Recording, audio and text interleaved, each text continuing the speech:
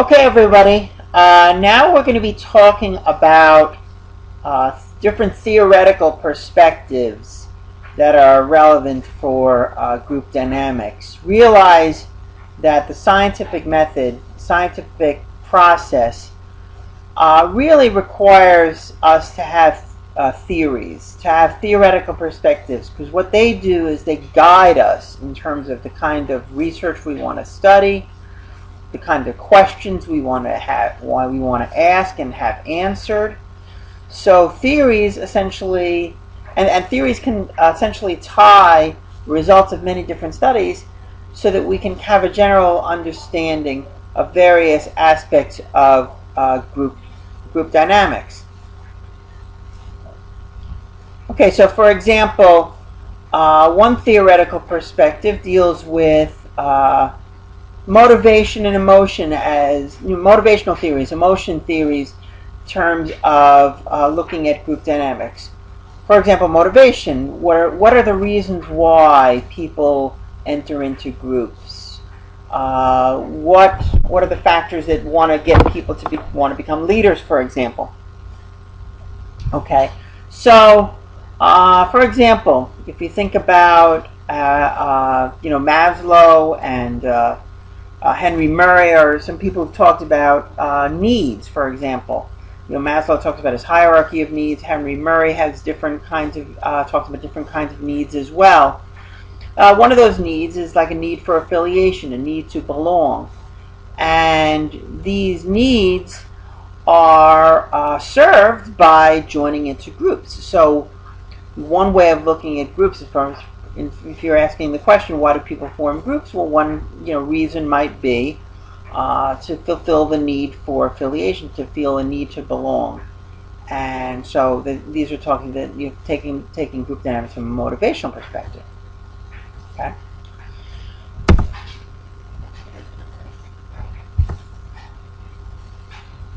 Another theoretical perspective on groups is a behavioral perspective. If you think about behaviorism, think about Skinner, the idea that we engage in behaviors, and essentially those behaviors are reinforced by the positive consequences that follow. So if we engage in a particular behavior and something good happens after that, we get a reward or we avoid some kind of difficulty, then we are more likely to repeat those behaviors again. Forming groups, engaging in various aspects of group behavior. Let's say, for example, participating in a group and speaking a lot, talking a lot to other group members. If that behavior is rewarded, then you're more likely to engage in those behaviors again. If you're in a group and you talk to the group members, and perhaps the group members don't like the things that you say, and they tell you to shut up, or they tell you that you're an idiot, then you're probably not going to engage in those behaviors again because you were just punished for it. So that's an example of, the idea of rewards and punishments can guide our behavior as far as joining into groups and our behavior within groups. An example of a theory that's based on behaviorism is a social exchange theory. The idea that we engage in various kinds of behaviors because of the rewards that we get from these behaviors, and engaging in these, and the rewards that we get, influence whether or not we're likely to commit to this. So, for example, if you're talking about being a member of a particular group, being active in a particular group, and you want to say, are you still going to stay in this group, or are you going to decide to leave the group? Okay, and that's the ultimate question. How do you predict whether or not people are going to stay in the group or whether they're going to leave? Well, one thing to look at is the satisfaction level. How satisfying is being in the group? And the satisfaction level essentially is based on your cost-benefit analysis. If you feel that if the benefits outweigh the costs, then you're going to be overall satisfied. If you have a lot of benefits and very few costs, then your satisfaction level for being in this group is going to be pretty damn high. Another thing to consider, though, is the quality of alternatives. What if you are a member of a group, you have a high level of satisfaction, but you're seeing that quitting this group and joining another, if you join that other group has a lot more potential benefits for you. In that case, then you might decide to leave this group and join the other one because there are higher rewards in the other by being a member of the other group. Okay, so your satisfaction level of the current group predicts whether or not you're going to whether or not you're going to be committed to staying within the group. The quality of the alternatives. If there's another group out there that has that's more beneficial to you, you might decide to leave your group and join the other. Finally, at the investment side, if you've invested a lot of time, money, resources, and so on into the group that you're in, that increases your level of commitment to that group, which then again would lead you to be more likely to stay. And all three of these factors can play a role here.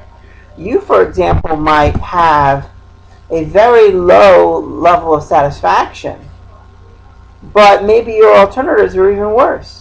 And maybe you've invested a whole lot in this group. You might still be committed to stay in this group even if your satisfaction level is low. And that would be if the quality of your alternatives is also very low, and if you've made a lot of investment to the group that you're in, you're actually ironically going to be more likely to stay. You're going to still stay in that group, and be committed to it and stay in the group. This social exchange theory has also been applied to romantic relationships. You could think about a relationship that you're in or a relationship that you've had in the past. If you have a really high level of satisfaction and you've really committed a lot to this relationship, you might decide to stay, even if you looked at alternatives here and say, well, maybe those alternatives might be better, but I might as well stay because of all the investment I've made. Maybe you've got children.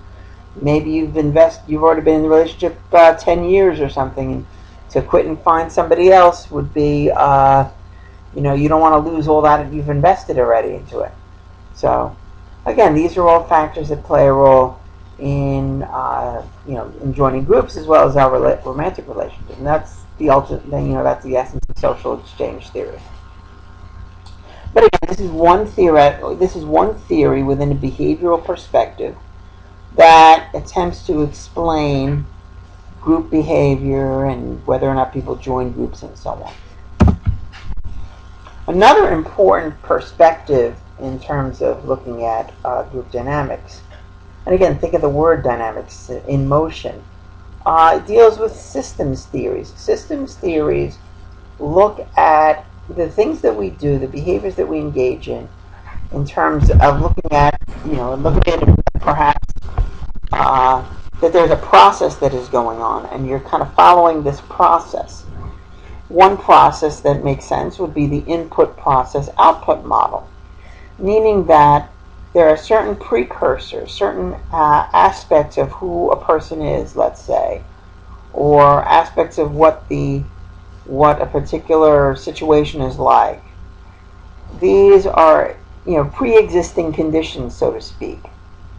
And that might be the input that comes in. That's the pre-existing conditions. Then, those pre-existing conditions lead you to perhaps do a certain behavior. It could be joining a group, it could be being active in a group, and so on, or whatever it is you're doing, whatever task you might be doing. And the output is the results of that behavior, the results of whatever you're doing. So, for example, let's say you want to set up a group to come up with a great marketing idea to sell your brand of tuna fish. Okay? So your task, so that's the group's task, okay?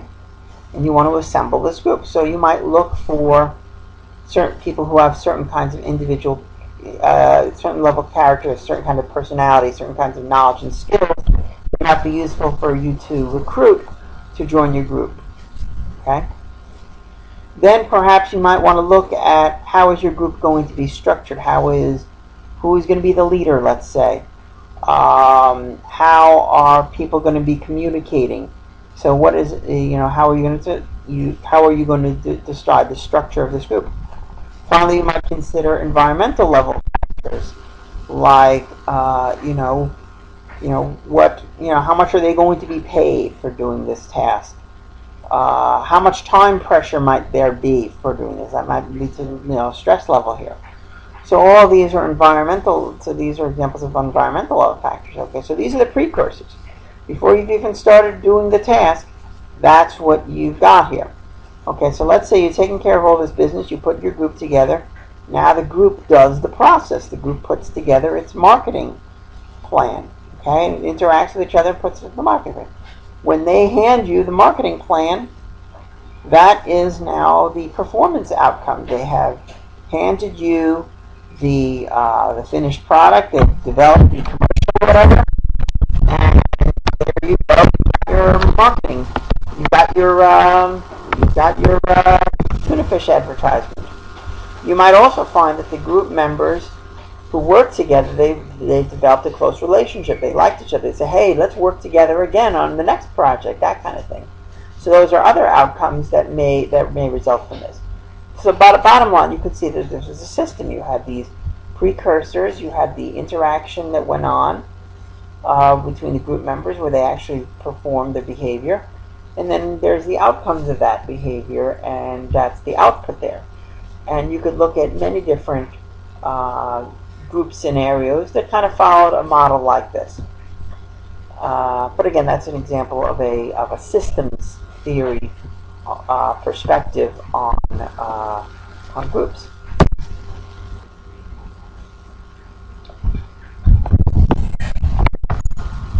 Okay, another perspective on studying group dynamics is a cognitive perspective.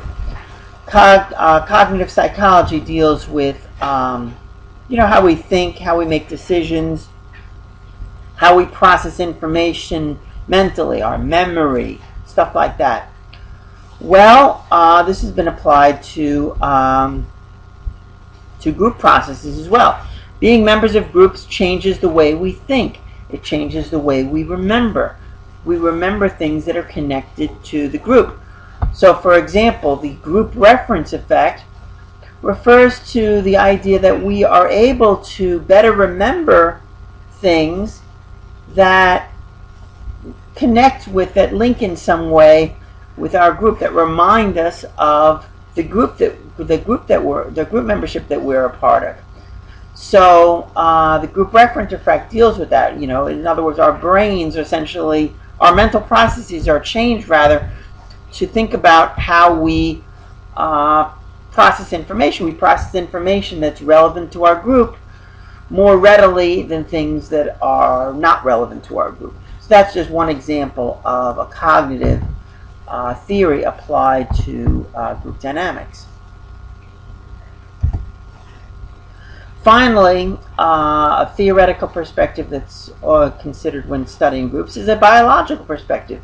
Is there some biological basis to why we join in groups and how we behave in groups? One you think about, for example, evolutionary theory, which is an example of a biological theory. Is there the idea that forming groups, being members in groups, helps us as a species survive, and being able to. There are things that human beings need to be able to do to work together. For example, to survive, to be able to eat, to be able to find food, to be able to find shelter, to be able to protect each other. Done in groups. If we all just walked around and tried to take care of ourselves all by ourselves, we probably would not survive as a species. So group dynamics, actually, you can make the case, is there's an evolutionary basis to it. Another example of a biological aspect of group dynamics has to do with the idea that when we are rejected, when we are shunned from a particular group, when a group rejects us, well, there's actually activity in a certain area of our brain that becomes active when we experience social rejection. And this area of the brain is also active when we experience physical pain. So interestingly enough, being rejected from a group, being shunned, actually causes us to have specific brain activity that is similar to that reflects being similar to being in pain, which is a very interesting biological factor to consider when you think about group dynamics. So when we join into groups and we are, we have fun with our groups and we're productive and we enjoy being in those groups, it's rewarding and it actually can, be shown in our brain activity.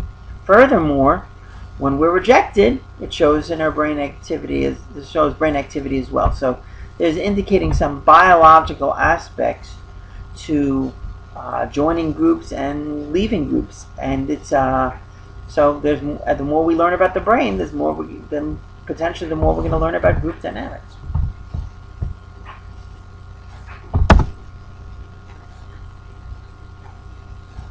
And that's the end of chapter 2.